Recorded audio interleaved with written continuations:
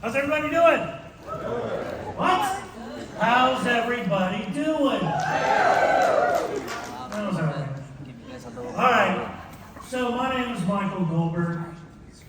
What you read in your brochure is I'm not here to talk about TA analytics. I'm here to get on a soapbox. And for the people that have known me for years, know I love soapboxes. When I say when good isn't enough, you have to set a new bar, and that's what we're going to talk about today. And this is what I've been able to do with certain teams. And the photographer's going to hate it because I like to move around. I don't stand up here on stage.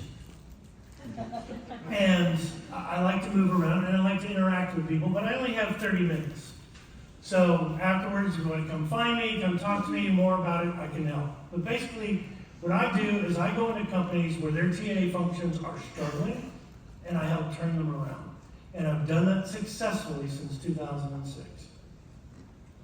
So 18 years. But I got a few more years behind it in doing human resources.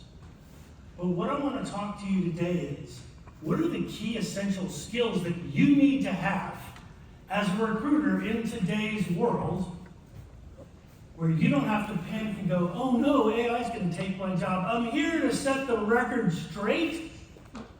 AI is not taking your job. Does everyone agree with that? Yes. Raise your hand. Okay, for the people that didn't raise the hand, do you know AI is just a tool to be more productive? That's all AI is. It's not going to help you find your best candidates on LinkedIn or Indeed. We're not going to talk about that. I'm going to teach you how to recruit at the speed of need, or try to in the next 30 minutes. So, best movie ever made. Best movie ever made. Spaceballs by the great Mel Brooks, 99 years young. Going to be 100, I believe, this year. Right? We want to move at ludicrous speed. Better buckle up, sir. You know what the following line is, right? Who knows the following line? Buckle this, right? So, and then he goes ludicrous speed, and then he goes flying in. All right. So, here's what we're going to talk about today. First and foremost, I'm going to talk about being curious, but most importantly, how to be gritty. Then we're going to talk about if you really want to be a successful recruiter today, and you want to be successful at branding, you want to be successful at sourcing, you want to be successful at TA, you have to understand the financial acumen of your company. Because if you don't, you're already behind the eight ball. Then we're going to talk about where most people just dive in and start recruiting. We're going to talk about how to do some research. And then the last two things, and if there are how many TA leaders in the room? Thank you. Okay. How many of you feel that your recruiters work with some sense of urgency when they're managing their recs? Raise your hands. Okay, mixed reviews, that's quite all right. That's quite all right. And then finally, we're going to talk about measuring twice, cut once. Anybody know what that means? Just raise your hand, I'll pick on you. Go. What does that mean? So do the measurement on a piece of wood twice before you make the first cut. Measure twice the piece of wood that you're cutting, and anybody that does woodwork, that is mine. I haven't told my wife yet. I want to get a set of power tools, and I want to do some woodworking in my old age. But you measure twice to make sure that the cut, before you hit that miter saw or whatever saw you're using, I haven't learned the lingo yet, sorry, that you want to make sure it's the right cut. Because your house is not going to stay up if you have an incorrect cut. So, let's dive in, right? Okay. So we're going to talk about being curious. What does curiosity mean to you, if I may pick on you?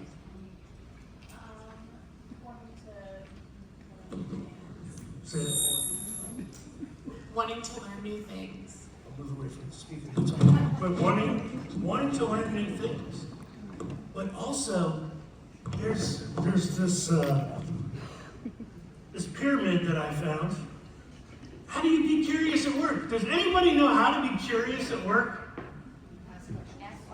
Ask questions. Continually ask questions. And I have something I'll show you. So look, this is basically, you can call it, it's basically Maslow. It looks like Maslow to me. Because to me, self-actualization, does everybody know who Maslow was? Self-actualization. That learning is self-actualization for me because I am curious. I don't want to just know how to source on Indeed or how to source on a link. I want to get on the web. The internet is filled with great information, and now with the help of EQ Buddy or ChatGPT-4 or whichever AI tool you like, Google Bard, whichever you like to use, there's ways to collect information. So, what's the easier way? Pretend you're 5 years old. What does a 5-year-old ask 300 times a day? Why? Why?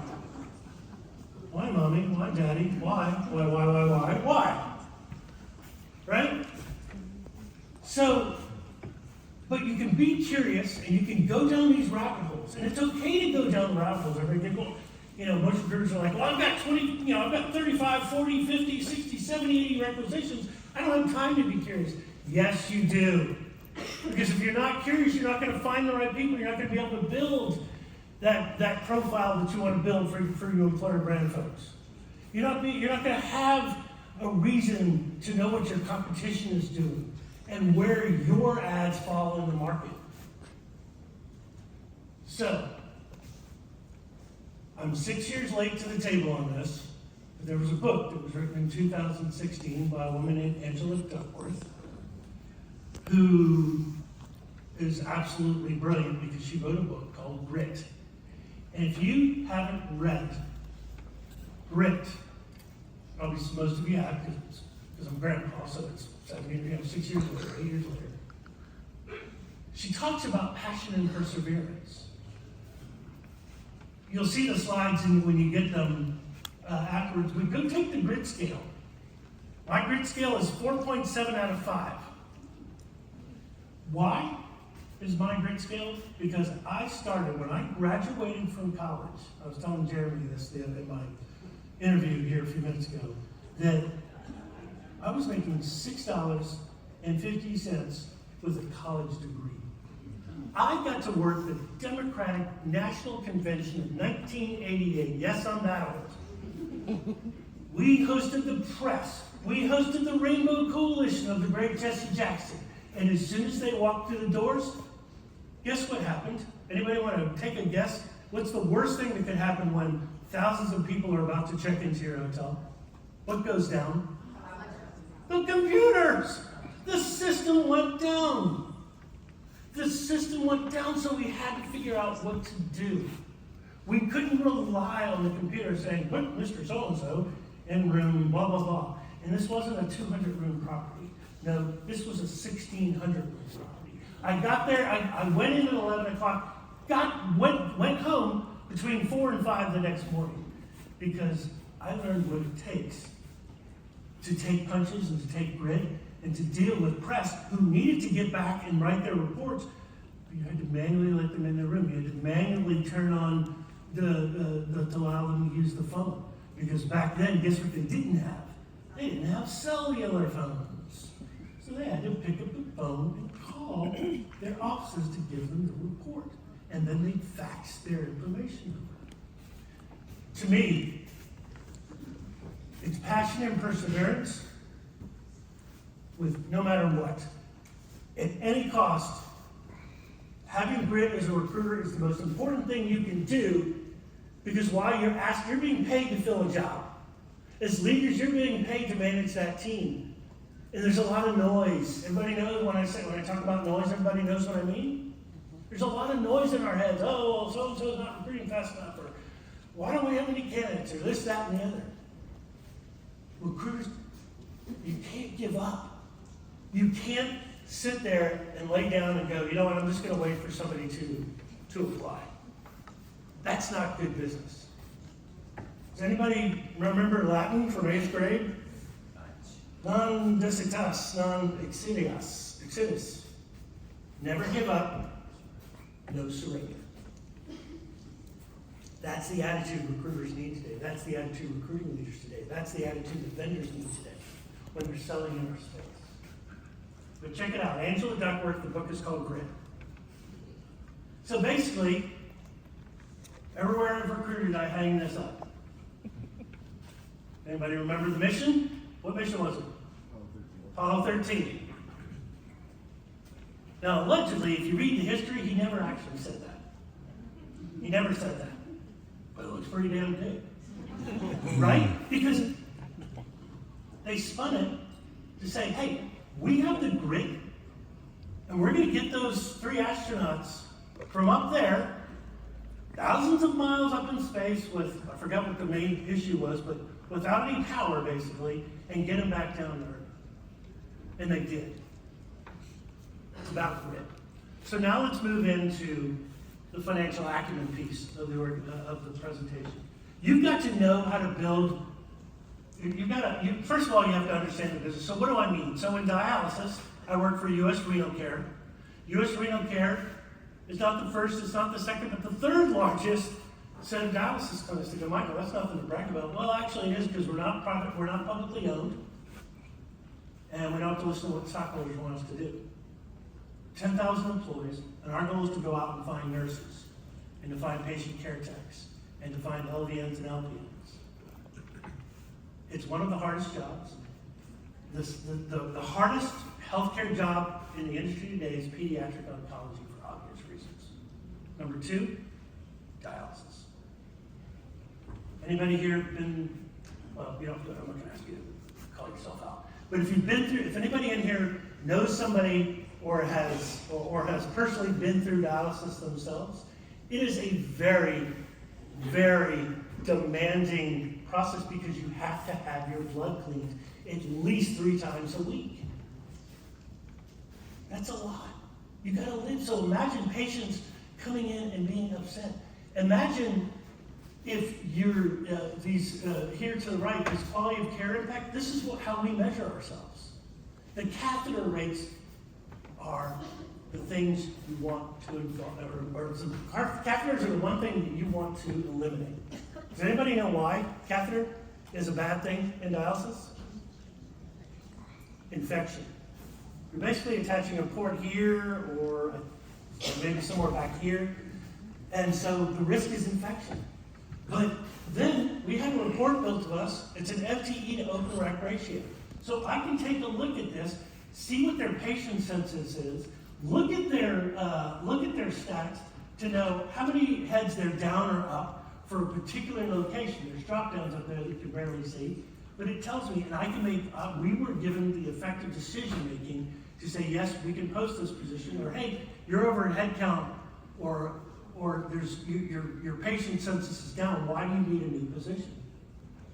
So we're involved in the day-to-day business as recruiters and recruiting leaders. How many of you feel like you're in the business like this? Raise your hand. Some of you. Some of you. There's not a lot of you. This is what it takes.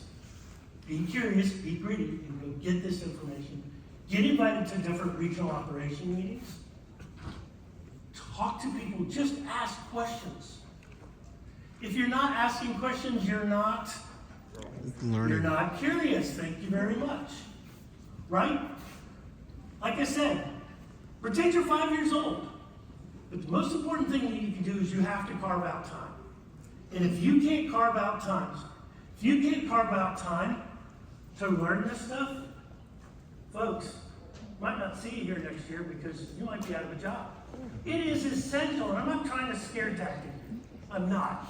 I'm being super honest, and everyone in here who knows me knows that I just tell them like I see. Get out of your home office and into the field offices. Understand that business, because if you don't, you're not going to understand what it takes. You're not going to be able to ask questions. Can you pick up the phone, or can you get on Teams and